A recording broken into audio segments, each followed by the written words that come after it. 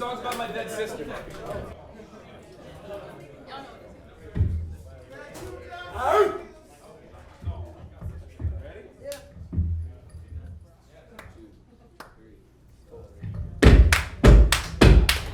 An early morning crash on the Baltimore-Washington Parkway. Police say an SUV was southbound in Laurel when it left the road and crashed into trees along the parkway.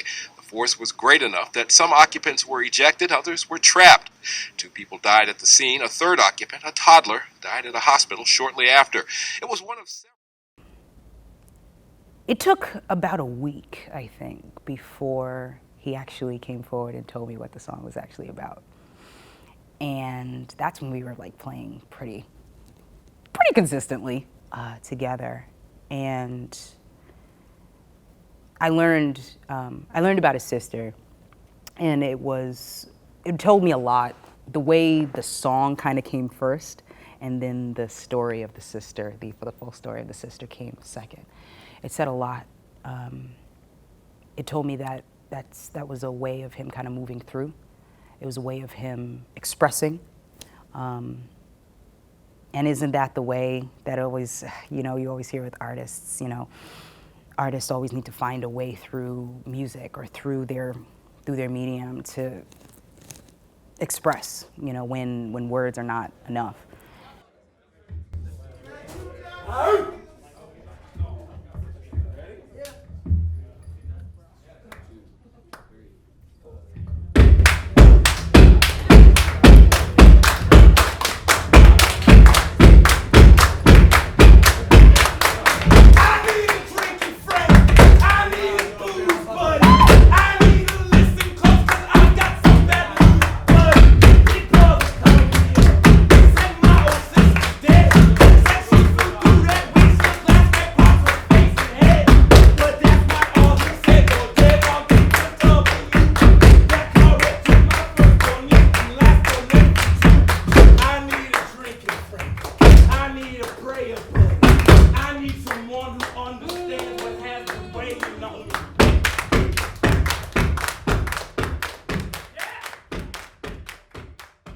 When I wrote the song, first of all, I came up with the chorus of I need a drinking friend first, because once again, that's a good blues line. But then I was like, what am I going to write about it? And so I started realizing I would write about my sister, and I decided if I was going to write it, I didn't want to write it and make it poetic and I'll see you in the clouds someday or whatever. It's just no, I just wanted to write a song about what happened.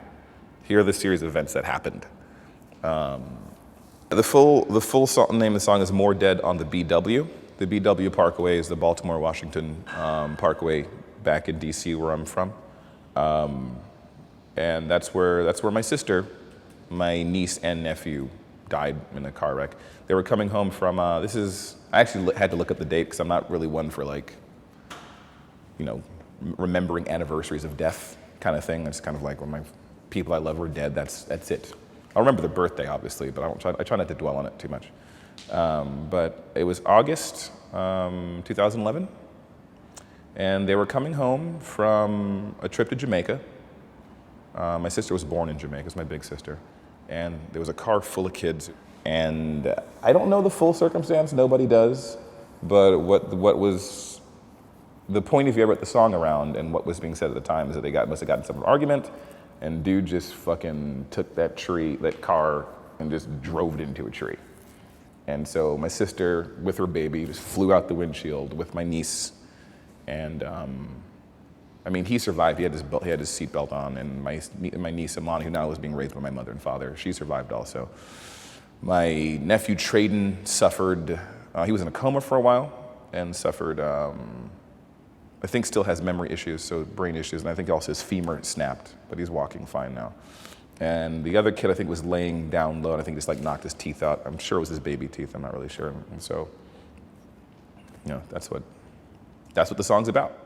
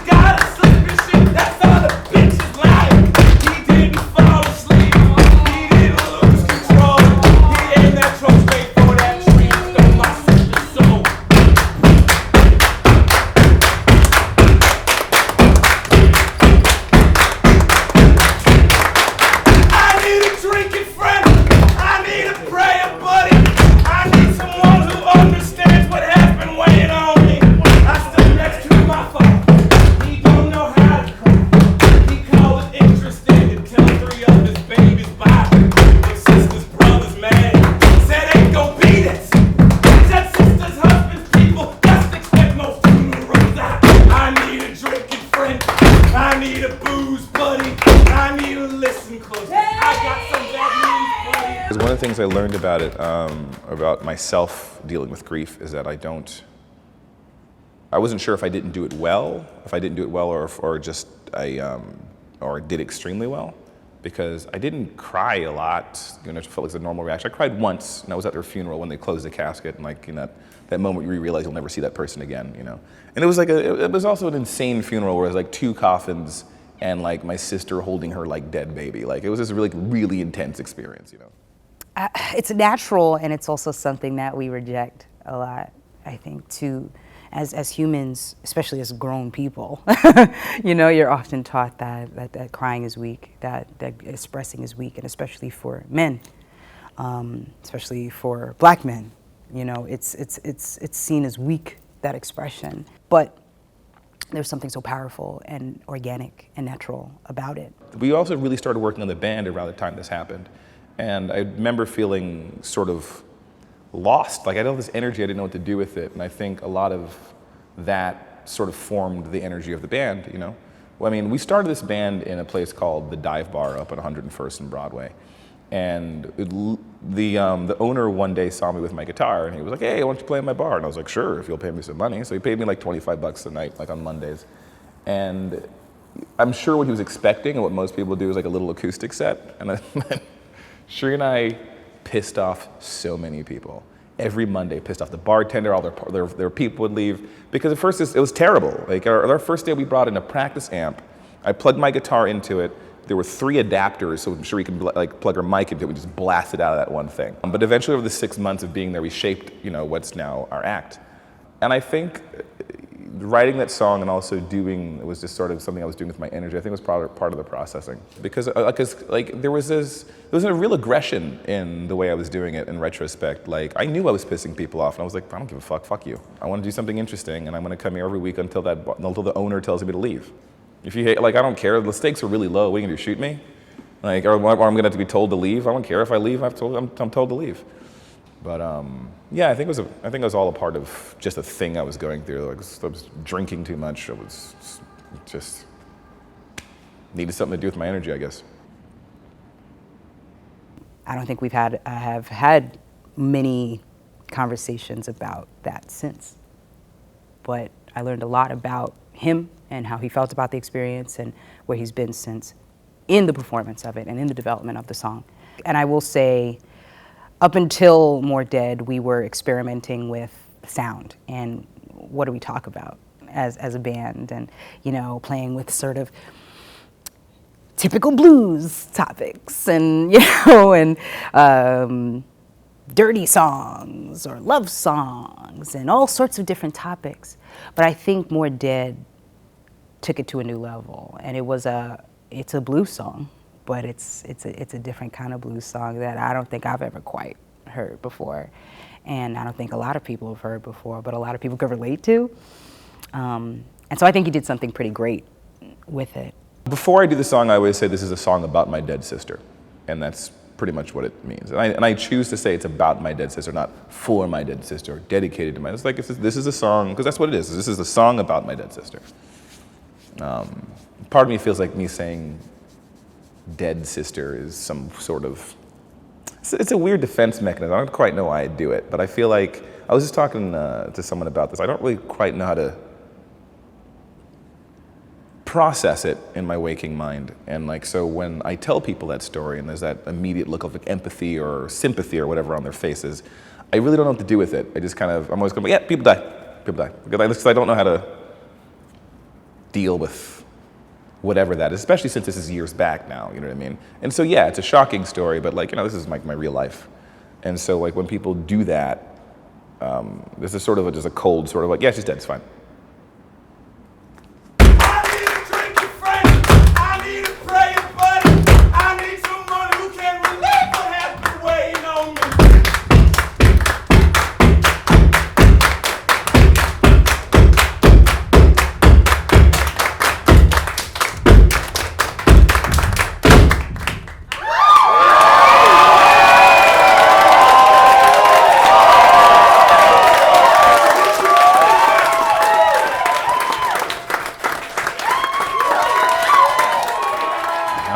Some people don't like it, I have no idea. But I think what I think the best thing about our band is that it's such. I think there's such simple, wholly American sounds that there's something there for everybody. Because one, all of American music is rooted in the blues. Two, I think every American deep down likes the sound of an electric guitar. And three, the fact that our percussions are like, just like boots on wood is another very American sort of, like, it's just very simple. And also the fact that there's like, the way Sharif sings, I consider the gospel of the band. And like, that's sort of like just 100% just like Americana in it, so. I really hope, or I shouldn't even say I hope, I believe that the Nervous, just by existing, is setting a new footprint in music as far as what modern rock sounds like. And maybe that's ambitious and really cocky, but I think what we do is really important. And I'm excited to continue building and continue creating work, and pushing the boundaries and figuring out what this experiment is. It's still an experiment, We'll see how far it goes. When we chase some dreams, who could if they came true? I would rather hug and kiss the devil than ever have to good at you. After a rookie, as if it was last, Lord, let the world be.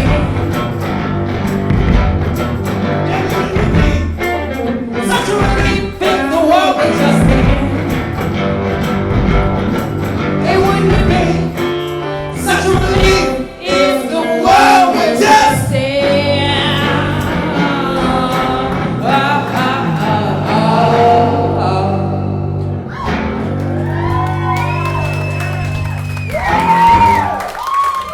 All right, good night, John. Thanks. Yeah!